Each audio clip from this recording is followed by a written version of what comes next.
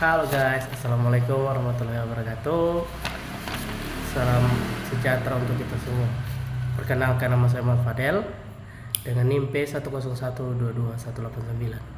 Saya di sini bertujuan untuk membagi ilmu saya kepada teman-teman terkait gizi dan penyakit tidak menular. Tentunya teman-teman bertanya-tanya, apa sih hubungan antara gizi dan penyakit tidak menular? Jelas, gizi dan penyakit tidak menular ini memiliki hubungan yang sangat erat. Salah satu contohnya yaitu pola makan teman-teman.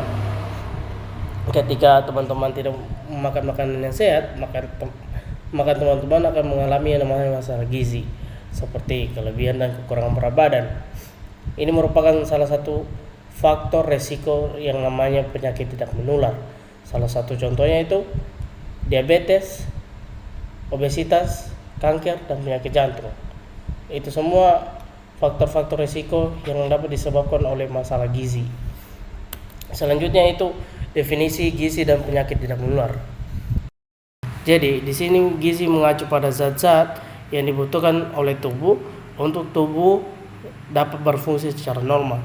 Sedangkan penyakit tidak menular merupakan penyakit yang tidak bisa atau tidak mengalami proses pemindahan antara orang satu dan ke orang yang lainnya. Nah, salah satu contoh dari penyakit tidak menular ini adalah diabetes, penyakit jantung, hipertensi, dan lain-lain. Nah, tentunya kedua faktor ini saling mempengaruhi antara si gizinya dan si penyakit tidak menularnya. Kemudian kita masuk di slide selanjutnya, yaitu faktor gizi pada penyakit tidak menular. Yang pertama adalah kelebihan berat badan. Ya, ketika teman-teman kelebihan berat badan, maka itu akan meningkatkan yang namanya faktor risiko diabetes, penyakit jantung, dan juga hipertensi. Yang kedua itu ada kekurangan nutrisi esensial. Ya, ketika teman-teman mengalami kekurangan nutrisi esensial, dapat melemahkan sistem kekebalan tubuh teman-teman dan meningkatkan faktor risiko yang namanya penyakit tidak menular. Yang selanjutnya adalah pola makan yang tidak sehat. Mengonsumsi makanan yang tinggi akan lemak, gula, dan juga garam dapat memicu yang namanya penyakit tidak menular seperti stroke dan juga kanker. Nah, tahap selanjutnya adalah tahap pencegahan. Tahap pencegahan sendiri terbagi menjadi 3. Yang pertama itu adalah tahap promotif atau mempromosikan gaya hidup sehat melalui edukasi dan kampanye-kampanye kesehatan.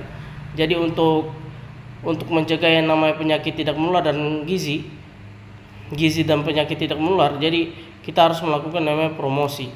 Yang selanjutnya ada preventif, pencegahan. Bagaimana cara kita mencegah gizi dan penyakit tidak menular ini? Yaitu melalui promosi kesehatan atau kampanye kesehatan kepada masyarakat. Yang selanjutnya ada kuratif yaitu pemberian perawatan dan pengobatan bagi mereka yang sudah terkena yang namanya masalah gizi atau penyakit tidak menular. Yang selanjutnya ada intervensi gizi dan strategi kesehatan masyarakat. Yang pertama itu ada edukasi gizi, yaitu memberikan informasi tentang pentingnya pola makan sehat dan aktivitas fisik.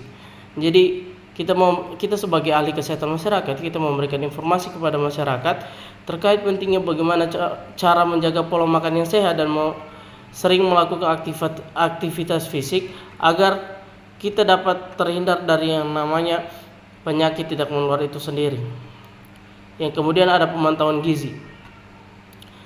Pemantauan gizi ini sangat penting teman-teman. Ketika teman-teman melakukan pemantauan gizi, maka teman-teman akan mengetahui apakah teman-teman terkena kelebihan atau kekurangan gizi itu sendiri. Yang selanjutnya ada intervensi komunitas, di mana teman-teman melibatkan masyarakat dalam program-program kesehatan, contohnya seperti program gizi untuk mencapai perubahan pada masyarakat itu sendiri, terkait dari yang namanya pola makannya, pola aktivitasnya, itu bisa berubah teman-teman. Nah, di slide terakhir yaitu kesimpulan dan saran. Jadi menurut saya pentingnya gizi seimbang itu sangat penting teman-teman, terkait dari pola makan yang sehat, aktivitas yang cukup, dapat mencegah yang namanya penyakit masalah gizi dan penyakit tidak menular. Yang selanjutnya itu ada peran masyarakat. Keterlibatan masyarakat dalam program gizi dan kesehatan itu sangat penting untuk mencapai perubahan yang berkelanjutan. Jadi tidak hanya pemerintah yang berperan, tapi masyarakat juga itu ikut berperan begitu ya. Yang selanjutnya ada kolaborasi lintas sektor, kerjasama antara sektor kesehatan, pendidikan, dan pemerintah itu diperlukan untuk mengatasi gizi dan penyakit tidak menular. Jadi tidak hanya dari satu sektor saja, sektor kesehatan, tetapi dari sektor pendidikan dan pemerintah itu turut menunjang juga yang namanya kesehatan itu sendiri. Sekian video dari saya. Apabila ada salah kata mohon dimaafkan. Saya akhiri, wabillahi taufiq wal hidayah. Wassalamualaikum warahmatullahi wabarakatuh.